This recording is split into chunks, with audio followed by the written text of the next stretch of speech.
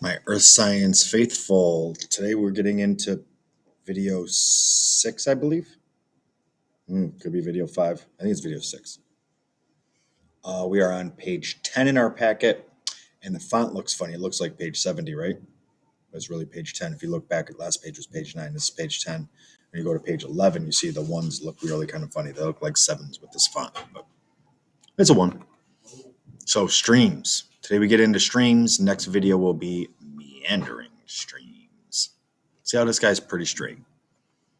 Okay. So first thing to know, discharge. Up top, you got to get this above the as velocity increases piece. The amount of water flowing out of a stream, creek, or river over a certain amount of time.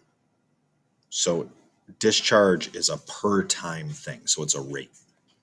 Okay. Here's a cool picture. This one looks like this. The river is flowing a little faster, hence more discharge.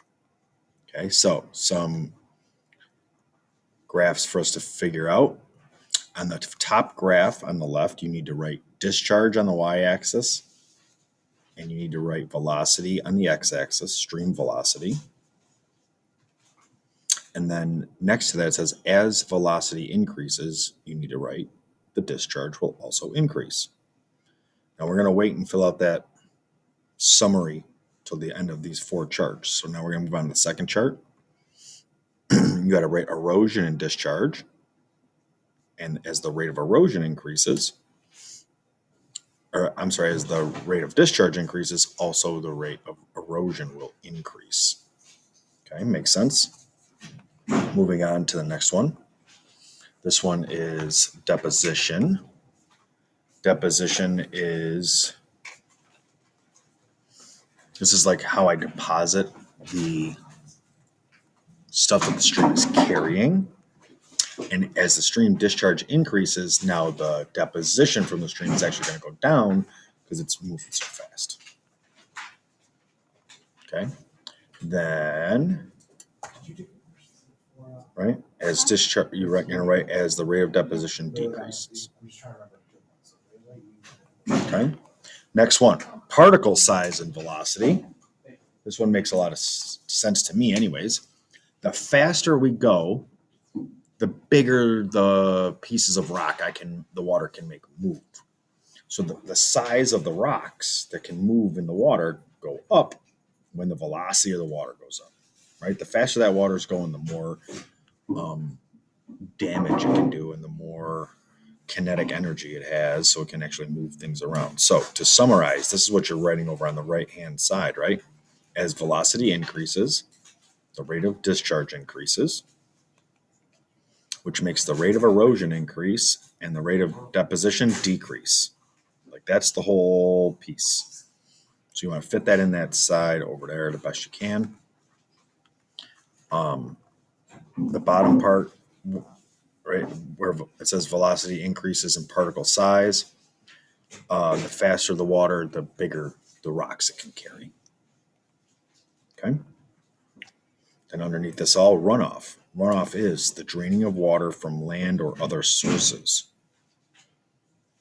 So runoff usually goes from the land into the body of water, be it the lake or the stream or the river. Okay. And then factors. Factors affecting the rate of runoff and discharge. First, gradient or slope. As the steeper the slope or the higher the slope, you can put an up arrow, the higher the rate of runoff or discharge. Okay. Frozen versus unfrozen ground. Ice fills in the spaces between sediments in the soil and won't allow the water to infiltrate.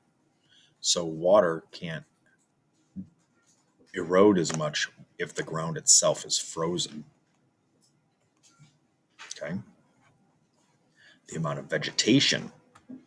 The more plants can absorb excess water, plus the roots of the plants hold the soil in place.